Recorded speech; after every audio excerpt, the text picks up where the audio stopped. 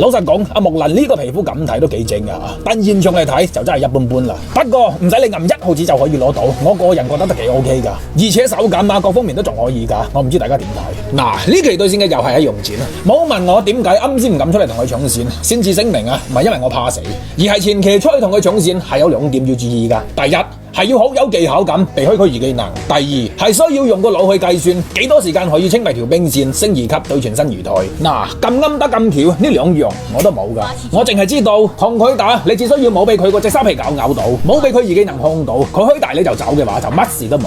A 佢一下打出沉默，追走都未遲嘅。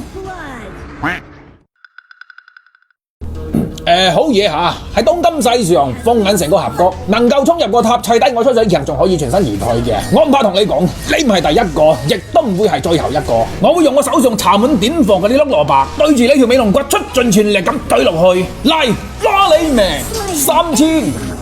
你咪睇我呢波得個1半血，其實我揾嘅就係刺激，因為對抗路之間嘅戰鬥唔單止係拳腳上嘅較量，仲有心理上嘅博弈。跟住落嚟，佢肯定會氹錯嘅。嗱，見到未？佢趌起個籮柚，我就知道佢要嚟液體嘅定係固體。先放個飛鏢試探下佢，點知佢反手一個沙皮狗咬到我。不過你同我定睇我細節，鬼仔螺旋劈，你行嘅每一步，做嘅每一個動作，都係我嘅掌控範圍之內。問你怕咩？